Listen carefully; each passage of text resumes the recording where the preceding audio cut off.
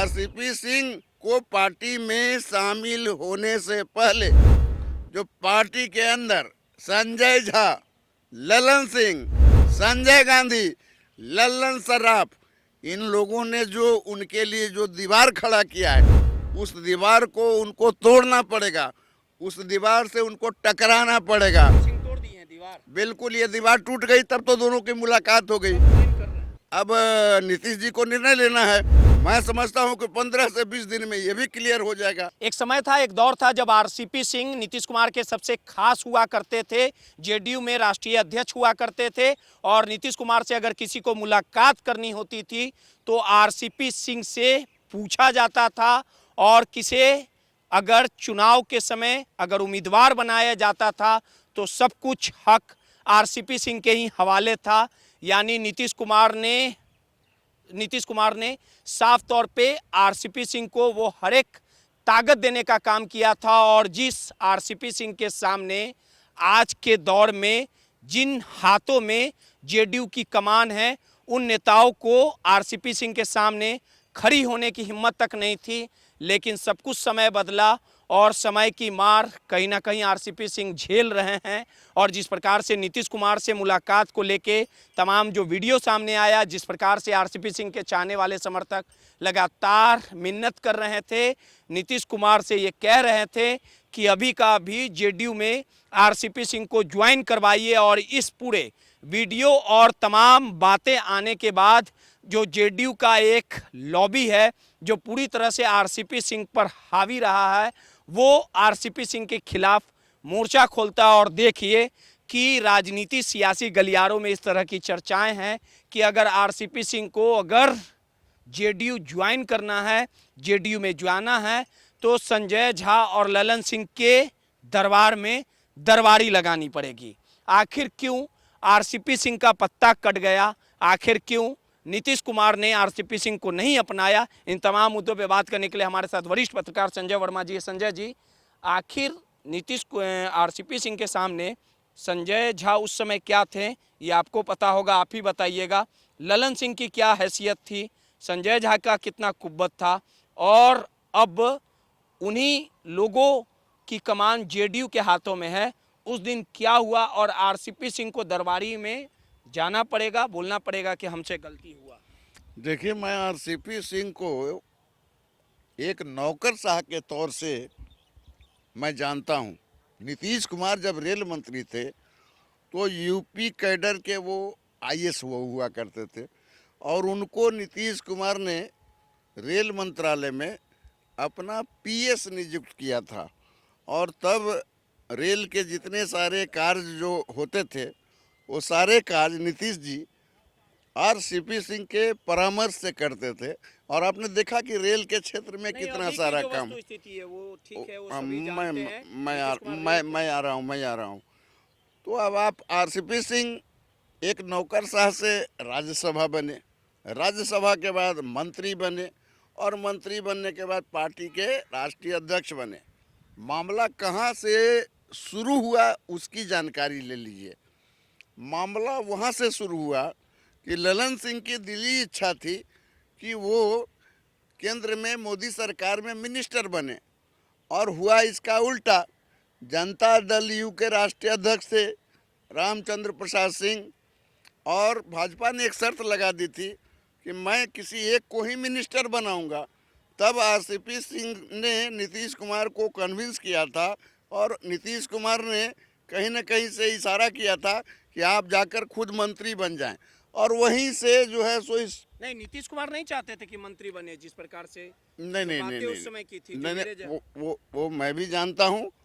RCP Singh ने खुद कहा है कि मैं नीतीश कुमार जी के बगैर कोई पत्ता भी नहीं डोल सकता है और मंत्री बनने की बात तो बहुत दूर की बात है। तो अगर आरसीपी सिंह की बात माने तो नीतीश ने हरी झंडी दी और अगर नीतीश के लोगों की बात माने तो नीतीश के मर्जी से वो मतलब मंत्री बने। तो वहीं से जो है शुरू हो गया लॉबिंग। जनता दल यू में वो एक लॉबिंग शुरू हो गई। वो राष्ट्रीय अध्यक्ष से कहा गया कि जो चुनाव हुआ उसमें उन्होंने पार्टी को गर्त में ला दिया, 43 सीटें जीती। तो उस समय जो 43 सीटें जीती उसके अलावा भी जो अगर बात कर लें तो उस समय चिराग पासवान भी खड़े थे और चिराग पासवान ने जो सीटों को हराने का काम किया, तो अगर उस हिसाब से जोड़ें तो आरसीपी सिंह ने पार्टी को कोई गर्त में नहीं ढकेला। जो परिस्थितियां बनी थी उन परिस्थितियों में आरसीपी सिंह के पास जो ऑप्शन था, खास करके पार्टी के अंदर उन्होंने जो पार्टी को मजबूती दी, वैसा मजबूती 24/7 मोड में किसी ने नहीं दिया। उन्होंने कार्यकर्ताओं को समझा, कार्यकर्ताओं को सम्मान दिया। संजय जी वो सब बीती बातें हैं, लेकिन ये बताइए कि जिस प्रकार से आरसीपी सिंह को जब पावर हुआ करता था, वो मंत्री केंद्र में बने, उसके बाद ये लॉबी किस प्रकार से आरसीपी सिंह को घेरा? आखिर नीतीश कुमार का जो स्नेह प्रेम था वो आरसीपी सिंह से कैसे दूर होता चला गया? आखिर नीतीश कुमार ये चाहते थे कि हाँ, आरसीपी सिंह केंद्र में मंत्री ना बने, क्योंकि दो मंत्रिमंडल की बात हो रही थी। जेडीयू चाहता था कि 2 मोदी कैबिनेट में मंत्रिमंडल बनाया जाए, लेकिन आरसीपी सिंह माने नहीं, खुद बिना नीतीश कुमार के फैसले के खिलाफ हो जाके केंद्र में मंत्री बन गए। और इसी लॉबी को जो ललन सिंह है, संजय झा हैं, ये भंजाने का काम किया और नीतीश कुमार और आरसीपी सिंह में दूरियां बनी। यही सच्चाई है? देखिए, इसको आप विस्तार से बताइए। मैं आपको यहीं पे ले जा रहा हूं कि नीतीश और आरसीपी सिंह के बीच न कल दूरियां थी न आज दूरियां हैं। ये जो उस समय घटनाक्रम क्या हुआ था? बिना दूरिया उस के तो नहीं, मैंने तो कहा ना, नहीं निकाला गया होगा उनको। मैंने कहा ना कि वो मंत्री बन गए और यह चीज किसी को गंवारा नहीं हुआ, खास करके ललन सिंह को इस बात का दुख हुआ। आपने सुना ना, मैं बता रहा हूँ, आपने सुना कि ललन सिंह ने पटना के अंदर एक बड़ा आलीशान बंगला किसको गिफ्ट किया है? ये तो आपको मालूम है, करोड़ों का बंगला है। वो क्यों गिफ्ट किया गया था? अगर वो मंत्री की चाहत पूरी करने के लिए ये सब उपक्रम नहीं करते तो शायद वो मंत्री नहीं बनते। उन्होंने जो है गिफ्ट किया, किसको किया मैं नाम नहीं बताऊंगा, सब लोग जानते हैं, सार्वजनिक तौर पर ये बात आ चुकी है।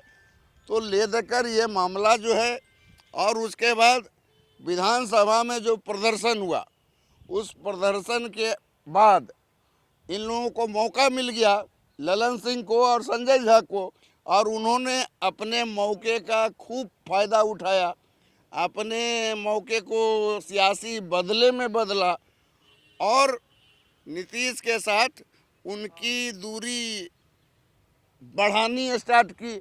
और जब नीतीश के साथ उनकी दूरी बढ़ना शुरू हुआ तो उनको इस हद तक जो कहा जाता था आरसीपी के हिसाब से कि जो भुंजा पार्टी है, वो भुंजा पार्टी से घिर गए नीतीश कुमार।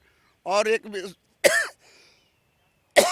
जो विश्वसनीय उनके सहयोगी थे आरसीपी सिंह, उनको उनसे दूर कर दिया गया और आरसीपी सिंह पार्टी से निकाल दिए गए। अब जब पार्टी से निकाल दिए गए तो सबको पता है कि उनको पार्टी से क्यों निकाला गया। मैं जो घटनाक्रम की बात कर रहा था, केंद्रीय मंत्री बनने की चाहत रख रहे थे, उसके बाद भुंजा पार्टी हावी हो गया, इस तरह की वस्तु स्थिति बनी थी। बिल्कुल, भुंजा पार्टी जो उन्होंने खुद उनका नामकरण किया, वो भुंजा पार्टी के ही शिकार हो गए।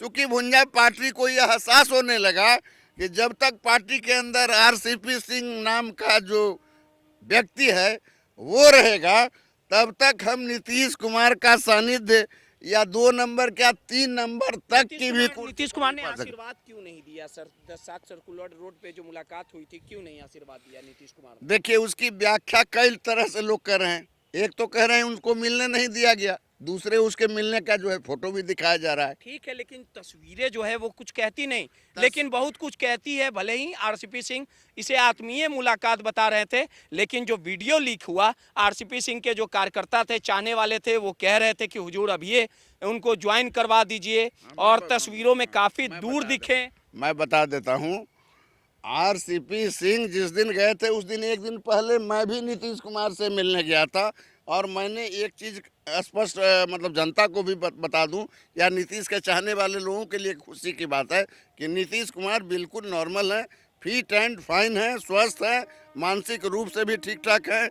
मैंने भी अपनी बात रखी थी और उस बात के लिए उन्होंने ललन सराफ को डिप्यूट किया था।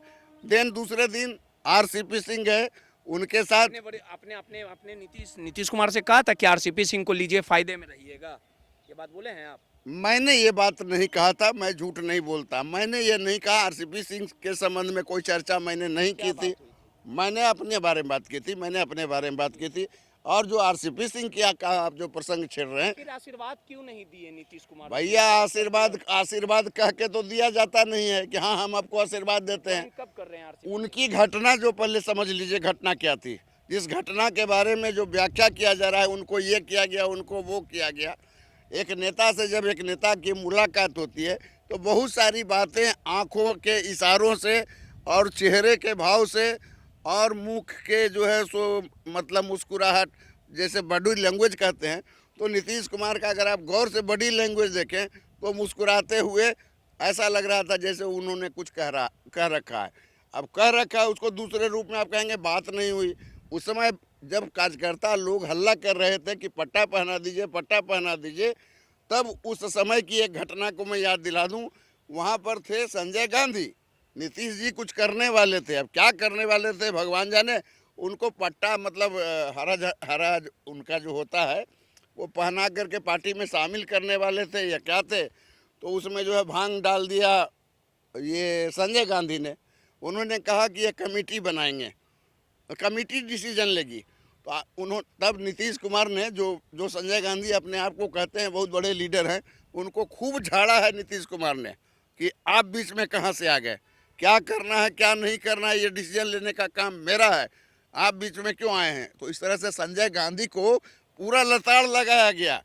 इससे एक बात तो साबित हो गई कि आरसीपी सिंह को पार्टी में शामिल होने से पहले जो पार्टी के अंदर संजय झा, ललन सिंह, संजय गांधी, ललन सराफ, इन लोगों ने जो उनके लिए जो दीवार खड़ा किया है, उस दीवार को उनको तोड़ना पड़ेगा, उस दीवार से उनको टकराना पड़ेगा। सिंह तोड़ दी है दीवार। बिल्कुल, ये दीवार टूट गई तब तो दोनों की मुलाकात हो गई। ज्वाइन कर रहे हैं। अब नीतीश जी को निर्णय लेना है। मैं समझता हूं कि 15 से 20 दिन में ये भी क्लियर हो जाएगा। आरसीपी सिंह अगर पार्टी में शामिल हो जाएंगे तो इससे दो तरह का बात काहे कर रहे हैं? जब कहीं रहे हैं आपकी दीवार गिरा दिया, 15 से 20 दिन में ज्वाइन कर लेंगे। संजय गांधी उस समय रोक लगा रहे थे, तो नीतीश कुमार जब बड़े नेता हैं, उन्हीं का फैसला चलता है, तो नीतीश कुमार चाहते तो उसी घड़ी पट्टा पहना देते। नहीं, उनको उन्होंने कहा कि आरसीपी बाबू आपको तो हम बुलाना चाह रहे थे, चलिए आ गए हैं तो हम कुछ बात कर लेते हैं, आप जो है 2-4 दिन में फिर मिलिए, ये बात हुई है। तो 4 दिन में मिलने का क्या मतलब हुआ कि नीतीश कुमार जी भी इंटरेस्टेड हैं, उनको पार्टी में शामिल करना चाहते हैं। जिनको तकलीफ है, जिनको भय है, जिनको डर है, जिनको लग रहा है कि उनके आने से ऐसा नहीं है ना कि जो ये आरसीपी सिंह के खिलाफ जो लॉबी जेडीयू में है, उनके दरबार में पहले दरबारी करना पड़ेगा, इजाजत लेना पड़ेगा। वो तो आरसीपी सिंह कभी न करेंगे न करने वाले हैं। कल तक उन लोगों की हैसियत औकात आरसीपी सिंह के सामने क्या थी क्या है, ये पूरा मीडिया नहीं तमाम अरे भाई कमान संभाले हुए ना, अरे भाई होगा। देखिए, आज को कल होने में कितना देर लगता है, आज को कल बनने में कितना देर लगता है, सब कुछ देखना दिलचस्प होगा। आज को कल बनने में कितना देर लगता है। अभी आप फर्श पे हैं, कल अर्श पे हैं, कल फर्श पर हैं, कल फर्श पे हैं। इसलिए आरसीपी सिंह जनता दल यू में अगले 15 से 20 दिनों में शामिल हो जाएंगे। और जो उनके विरुद्ध बोल दिए हैं, जी बिल्कुल, उनके विरुद्ध जो भुंजा पार्टी है उनकी मंशा पूरी नहीं होगी, क्योंकि तमाम लोगों को पता है कि ये लोग कर क्या रहे हैं, भाजपा की दलाली कर रहे हैं। चलिए, सीधे तौर पे वरिष्ठ पत्रकार संजय वर्मा जी थे, इनका साफ तौर पे कहना है कि नीतीश कुमार के तरफ से हरी झंडी मिल गई है। 15 दिनों के बाद आरसीपी सिंह जेडीयू ज्वाइन कर रहे हैं और भूंजा पार्टी को आखिरकार नीतीश कुमार ने जमकर क्लास लगाई है। सहयोगी मुन्ना के साथ रोहित, माई पीडीए समाचार, पटना।